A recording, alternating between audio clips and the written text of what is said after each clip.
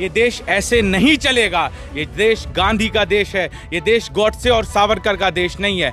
कम से कम भाषा का तो संयम बरतें। बोल रहे हैं कि हम उन्हें सीरियस नहीं लेते।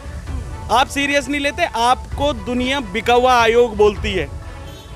दिल्ली की जनता, हिंदुस्तान की जनता आपको एक ऐसा भोंपू आयोग बोलती है जिससे ये पता चलता है कि आप कठपुतली हैं अमित शाह और नरेंद्र मोदी के हाथों की। मिलके इतना घिनौना काम कर रही है, शर्म आनी चाहिए नीतीश सरकार को, बीजेपी सरकार को, कि वोट चोरी का काम कर रहे हैं। नमस्कार, आप देख रहे हैं 4 PM में आपके साथ नफीसा खान। चुनाव आयोग पर राहुल गांधी लगातार हमलावर हैं और इस बीच राहुल गांधी ने चुनाव आयोग को निशाने पर लेते हुए राहुल गांधी कह रहे हैं कि चुनाव आयोग चोरी करता है वोटों की और वोट चोरी कर कर बीजेपी के लिए काम करता है। इस वक्त हमारे पास वो ठोस सबूत हैं जिसका खुलासा अगर हुआ, इसमें चुनाव आयोग पूरी तरीके से बेनकाब हो जाएगा। कितनी ज्यादा भारी पड़ने वाली है चुनाव आयोग पर, राहुल गांधी की चुनौती देखना होगा। लेकिन वही चुनाव आयोग ये कह रहा है कि जो तमाम आरोप राहुल गांधी या विपक्ष लगा रहा है वो निराधार है, बेबुनियाद है। चर्चा करते हैं और समझते हैं कि बिहार चुनाव से पहले क्या राहुल गांधी चुनाव आयोग को बेनकाब कर देंगे और क्या बिहार में वोटों की चोरी होने से रोक लेंगे, क्योंकि आरोप यही विपक्ष लगातार लगा रहा है कि बिहार के अंदर SIR के जरिए चुनाव आयोग चुनाव को फिक्स करने जा रहा है और बीजेपी के लिए काम कर रहा है। शुरुआत आपसे करती हूँ सर। एक तरफ चुनाव आयोग लगातार कई गंभीर आरोपों में फंसता रहा, लेकिन इस बार राहुल गांधी ने सीधा ये कह दिया है कि आइटम बम है, फूटेगा तो चुनाव आयोग पूरी तरीके से ध्वस्त हो जाएगा। इस बयान को आप कैसे देखते हैं? बिल्कुल, जो नेता विपक्ष राहुल गांधी जी हमारे प्रिय नेता हैं, उन्होंने ये बोला है तो ऐसे ही तो बोल नहीं दिया। आप उनका ट्रैक रिकॉर्ड देखो, जो पिछले 7-8 साल से वो जो चीज़ बोलते हैं वो प्रॉपर तरीके से बिल्कुल ऑथेंटिकेट सारी चीज़ें वेरीफाई करने के बाद ही बोलते हैं। और जिस तरीके से चुनाव आयोग का रवैया है, महाराष्ट्र इलेक्शन एक उन्होंने राहुल जी ने बोला कि मध्य प्रदेश चुनाव में हमें डाउट था, उसके बाद महाराष्ट्र में इन्होंने वैसे ही किया, हरियाणा में किया, और हमने कर्नाटक में हमारी गवर्नमेंट है, वहाँ पे हमने इसको एक लोकसभा कॉन्स्टिट्यूएंसी में वेरीफाई किया। तो ये चुनाव आयोग की एक लचर जो अभी वो आयोग बन गया है, बीजेपी के इशारों पे काम करता है। आप सोचिए, चुनाव आयोग इतनी हल्की बात करता है कि राहुल जी को हम सीरियसली नहीं लेते हैं। राहुल जी को सीरियसली नहीं लेते। राहुल जी सेकंड PM है। पूरी दुनिया बोलती है कि जो नेता विपक्ष होता है वो सेकंड PM होता है। तो चुनाव आयोग को इतना भी नहीं पता है कि बोलना क्या है। बोलते हैं कि हम सीरियस नहीं लेते। किसको सीरियस लेते हैं? मोदी जी को, अमित शाह को। किसको सीरियस लेते हैं? कम से कम लोकतंत्र में उनकी आवाज़, वो अपनी आवाज़ उठा रहे हैं, उस पर जाँच तो करें। उस पर एक अगर जांच भी नहीं करनी तो कम से कम भाषा का तो संयम बरतें। बोल रहे हैं कि हम उन्हें सीरियस नहीं लेते। आप सीरियस नहीं लेते, आपको दुनिया बिका हुआ आयोग बोलती है। दिल्ली की जनता, हिंदुस्तान की जनता आपको एक ऐसा भोंपू आयोग बोलती है जिससे ये पता चलता है कि आप कठपुतली हैं अमित शाह और नरेंद्र मोदी के हाथों की। आप निष्पक्षता पे कोई बात ही नहीं करना चाहते। आप बोलते हैं कि राहुल जी को हम सीरियस नहीं लेते। क्या नहीं लेते? नेता विपक्ष हैं वो। लेकिन वो कह रहे हैं कि उनके लगाए जो आरोप हैं वो बेबुनियाद हैं, उसका कोई आधार ही नहीं है। इनके पास क्या आधार है? जो नेता विपक्ष अपनी बात रख रहे हैं, संसद भवन में बोलते हैं, संसद भवन के बाहर मीडिया को बाइट देते हैं, बोलते हैं कि हमारे पास ऐसे सबूत हैं। तो चुनाव आयोग करे ना उस पर जांच। क्यों नहीं बताता है? लिस्ट मांग रखी है ना, वोटर लिस्ट क्यों नहीं देता है? अच्छा, एक बात बताओ, कांग्रेस पार्टी विपक्ष की सबसे बड़ी पार्टी है, प्रेजेंट में बात कर रहे हैं। विपक्ष की पार्टी का जो सबसे बड़ा नेता है और LOP है लोकसभा का, वो आदमी वोटर लिस्ट मांग रहा है। आपसे वोटर लिस्ट तक नहीं दी जा रही है, आप वोटर लिस्ट तक नहीं दे रहे हैं, तो क्या आपकी क्रेडिबिलिटी है? क्या है चुनाव आयोग की क्रेडिबिलिटी? आप बताइए ना। ये बिके हुए हैं गणेश कुमार जो अभी चुनाव आयुक्त हैं, ये एक वर्ड मुंह से निकालने को तैयार नहीं है। इनसे पुराने जो चुनाव आयोग थे उन्हें शायरी से ही मतलब नहीं है। होश में आ जाओ। राहुल जी ने बोला है कि जो आदमी रिटायर भी हो गया, गलतफहमी का शिकार ना रहे, एक एक के ऊपर कार्रवाई होगी। सत्ता बदलते के साथ ही ये लोग जहां भी होंगे, हिंदुस्तान में नहीं अगर बाहर भी होंगे, ढूंढ ढूंढ के इन्हें लाया जाएगा और इनसे पूछा जाएगा कि लोकतंत्र की जो हत्या हुई, उस हत्या में आपका क्या रोल था। ठीक है, चेतावनी राहुल गांधी दे रहे हैं सर। राहुल गांधी कह रहे हैं कि रिटायरमेंट के बाद भी ढूंढ लाएंगे और सख्त कार्रवाई होगी। तो क्या आपको लगता है कि चुनाव आयोग की बहुत बड़ी भूमिका है जो मौजूदा देश के अंदर हालात बन गए उसको लेकर? देखिए, सिर्फ 2 महीने का आप वक्त दीजिए। 15 सितंबर तक इस देश के पीएम को अपनी गद्दी छोड़नी पड़ेगी। आप जो बात कर रहे हैं एटम बॉम्ब की, आपने मानसून शीतकाल का ये मानसून सत्र का आपने राहुल जी का भाषण सुना होगा, जिसमें उन्होंने चैलेंज किया मोदी जी को पूरी सदन में कि आप यहाँ से बोलिए कि that Donald Trump is a liar. उसके रिस्पॉन्स में मोदी जी ये कहते हैं कि मेरे को किसी भी देश के किसी भी नेता ने सीज फायर के लिए नहीं बोला था। ठीक, very next day same day उन्होंने प्रेडिक्ट कर दिया था कि अभी आप देखना इंडिया के ऊपर टैरिफ लगेगा, और इंडिया के ऊपर ना बल्कि सिर्फ टैरिफ लगा 25% का, साथ की साथ पेनल्टी पड़ी है। और उन्होंने हमें एक पुअर कंट्री बताया, उनके ट्वीट ने बताया, वो कोई AI जनरेटेड ट्वीट नहीं है, डोनाल्ड ट्रंप का ट्वीट है। जिस देश में हर दिन आए दिन हमारे देश को कोई पुअर कंट्री बोल रहा है, हमारे देश के ऊपर उंगलियां उठ रही है, हमारी देश की इकोनॉमी को ऐसे दिखाया जा रहा है कि हम कहीं स्टैंड नहीं कर रहे हैं, और जिस देश में रशिया का साथ देकर ये बोला गया अमेरिका की तरफ से कि रशिया का साथ दिया तो इसके ऊपर इनको पेनल्टी पड़ रही है, उसको कोई अकाउंटेबिलिटी कर ही नहीं रहा। अकाउंटेबिलिटी आज की डेट में कौन कर रहा है? LOP हमारे श्री राहुल गांधी जी। आप मेरे को ये बताइए, क्या ये काम उनका है अकाउंटेबिलिटी का, या ये श्री नरेंद्र मोदी जी का जो PM की कुर्सी मिल कर बैठे? दूसरी बात, 6.5 लाख वोट में से आज एक नेशनल कॉन्क्लेव चल रहा है लीगल सेल का, जिसमें मैं भी अभी पार्टिसिपेट कर रहा था, और राहुल गांधी जी ने वहाँ पर ये बात बताई है, और ये शायद मीडिया में भी चर्चित होगी अभी तक, कि 6.5 लाख वोट जो महाराष्ट्र में डले थे उसमें से तकरीबन 1.5 लाख वोट पूरे फर्जी हैं, और उनका सबूत इनको मिल चुका है। वो एटम बॉम्ब कल किसी भी टाइम फाड़ दिया जाएगा, और उसके बाद देखने वाली ये चीज़ होगी कि इलेक्शन कमीशन उसको एनरोल करती है उन चीज़ों को या नहीं करती। अगर वो एनरोल नहीं करती इन चीज़ों को, तो जो SIR की बात कर रहे हैं आज ये कि SIR हम पूरे देश में लागू कर देंगे, वो भी इनके लिए एक बड़ी मुसीबत बन के सामने आ जाए। देखिए, चीफ इलेक्शन कमिश्नर से लेकर इलेक्शन कमीशन की पूरी इसमें संगठित जो कमेटी है वो पूरी पर्दाफाश की जाएगी। दूसरी बात, उन्होंने बोला है आज कॉन्क्लेव में कि ये सिर्फ एक दिन की मेहनत नहीं है, मेरे साथियों ने तकरीबन 7.5-8 महीने की मेहनत की है, और 7.5-8 महीने से हम रोज़ एक चीज़ फिल्टर कर रहे थे। उन्होंने एक बहुत बखूबी बात बताई है कि जैसे हम कोई भी लिस्ट निकालते हैं, बूथ लिस्ट, जो बूथ लिस्ट ये लोग जनरेट कर देते हैं अपनी वेबसाइट पे, CEC की वेबसाइट पे, उसको आप स्कैन करते हैं तो वो बिल्कुल जीरो आती है, मतलब उसमें कोई भी नाम पारदर्शित नहीं होता।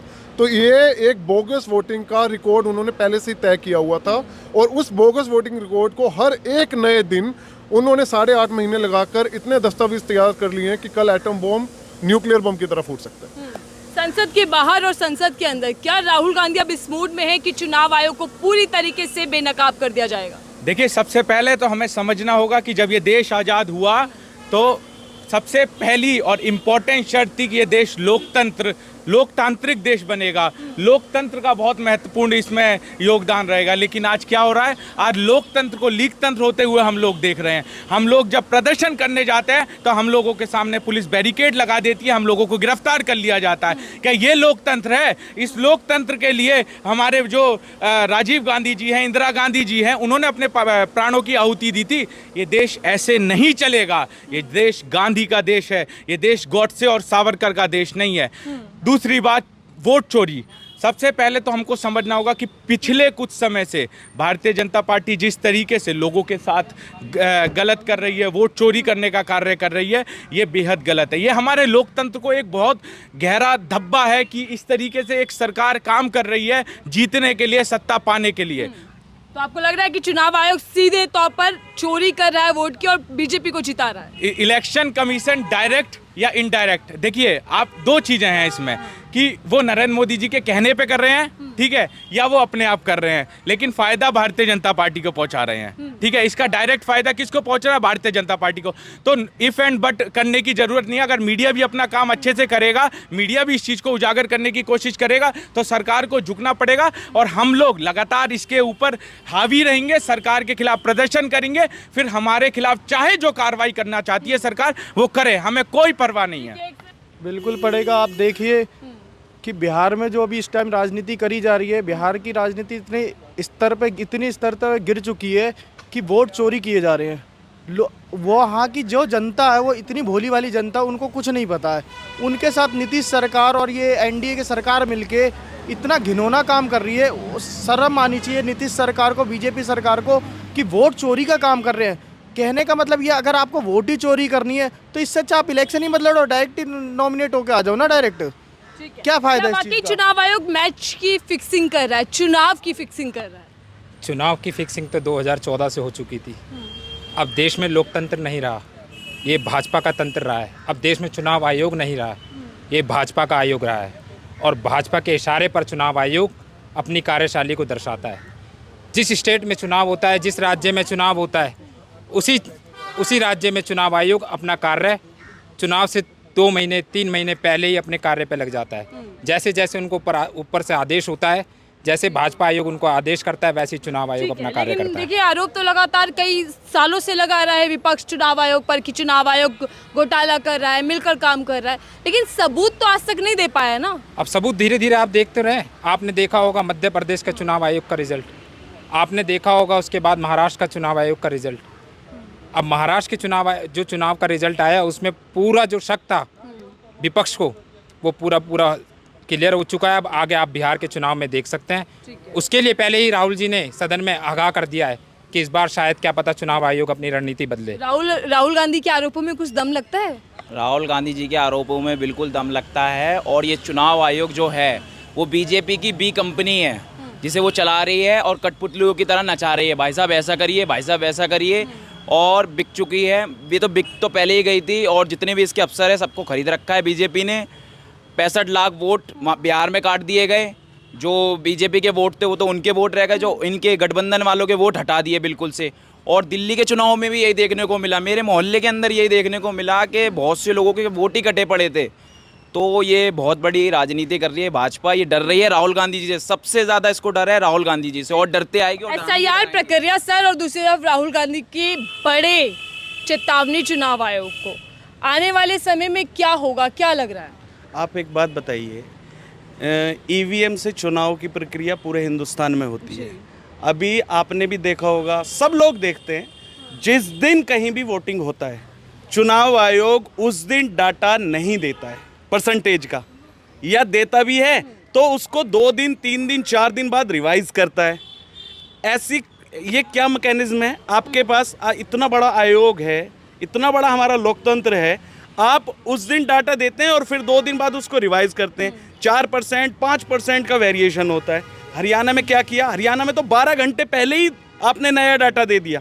तो ये चुनाव की चोरी नहीं है तो क्या है ना? जितने नए वोटर बनते हैं वो सारे नए वोटर आपको ट्रांसफर होते हैं, है ना? विपक्ष को क्यों नहीं आते वो, या दूसरी पार्टीज को क्यों नहीं आते, सिर्फ बीजेपी को ही क्यों आते हैं? तो इससे क्या लगता है? उसके बाद नरेंद्र मोदी चुनाव उसका उल्लंघन करते हैं, ठीक है, नियमों का बिल्कुल उल्लंघन करते हैं। और जो विपक्ष का कोई भी आदमी एक वर्ड बोल दे उसको उठा के नोटिस दे देते हैं। ना मोदी को दिया जाता है, ना अमित शाह को दिया जाता है, ना उनके किसी मंत्री को कोई नोटिस दिया जाता है। एक्शन जो होता है वो विपक्ष पे होता है। तो पता चलता है, पूरा साफ साफ पता चलता है कि चुनाव आयोग बिक चुका है, बिका हुआ आयोग है। तो निष्पक्ष जांच होनी चाहिए, और इसमें हमारी जो उच्च न्यायालय उसी से आखिरी उम्मीद बची हुई है। ठीक है, मैं आखिरी सवाल आपसे कर रही हूँ सर। बीजेपी लगातार ये कहती रही है कि चुनाव जीतना बस की नहीं है विपक्ष के, और दोष या फिर खिसियानी बिल्ली खंबा नोचे, तो चुनाव आयोग को टारगेट कर लेते हैं। देखिए, चुनाव जीतना अगर बस की नहीं है हमारे, हाँ। तो जब नरेंद्र मोदी जी को राहुल गांधी जी ने चैलेंज किया कि आप बैलेट पेपर के साथ आइए, तो बैलेट पेपर के साथ क्यों नहीं आए? दूसरी बात, जब इनको बोला है कि आप वोटिंग का परसेंटेज साथ के साथ सेम डे उसको वैलिडेट करें, क्यों नहीं करते हैं? तीसरी बात, जितनी भी SIR की रिविजनरी रिपोर्ट्स आ रही हैं, जब तक उनको बोला जाता है कि जनतक कीजिए, उसको भी वो 3-4 दिन जो है प्रिलिमिनरी बेसिस के ऊपर आगे कर देती हैं, उसको भी जनतक करने में टाइम लगा रही है। और चौथी और आखिरी बात, मैम आपने बोला कि चुनाव आयोग को हम अपना एक जरिया बना लेते हैं। बीजेपी आरोप लगा मैं क्या कह रहा हूँ, चुनाव आयोग को हम जरिया बना लेते हैं। कल जो न्यूक्लियर बम फूटेगा ना, तो मेरे को नहीं लगता कि चुनाव आयोग के 3 सदस्य उसमें अपने आप को ये क्लीन चिट दे पाएंगे कि हम इस चीज़ में शामिल नहीं थे। अगर वो ये क्लीन चिट अपने आप को दे पाते हैं, तो आप समझ लेना कि इस देश में लोकतंत्र थोड़ा बहुत बचा है। अगर वो फिर यही आरोप लगाते हैं कि ये सिर्फ एक कांग्रेस की मंशा थी हमारे ऊपर एक अटैक करने की, तो ये लोकतंत्र इस देश में बचा ही नहीं है। राहुल गांधी जी अपनी लड़ाई लड़ते रहेंगे और हम युवा साथी और हर लीगल सेल और हर एक सदस्य कांग्रेस पार्टी से, चाहे वो देश में बैठा है विदेश में बैठा है, अपनी पूरी ताकत के साथ राहुल गांधी जी का साथ देता रहे। राहुल गांधी की चुनौती और चेतावनी के सामने देश की राजनीति में कुछ ना कुछ बड़ा भूचाल आने वाला है, क्योंकि राहुल गांधी कह रहे हैं कि चुनाव आयोग पूरी तरीके से बेनकाब ही नहीं बल्कि दोषी भी पाया जाएगा। वोट की चोरी होती है, चोरी कर वोट बीजेपी के खाते में दिए जाते हैं। चुनाव आयोग ये सब कुछ साजिश के तहत कर रहा है। देखना होगा कि राहुल गांधी आखिर कौन सा खुलासा करते हैं और किस तरीके से बीजेपी और चुनाव आयोग को अब निशाने पर लेते हुए बेनकाब करते हैं। इस रिपोर्ट को लेकर आपकी क्या राय जरूर साझा कीजिएगा। देखते रहिए 4 PM। मैं थी आपके साथ नफीसा खान।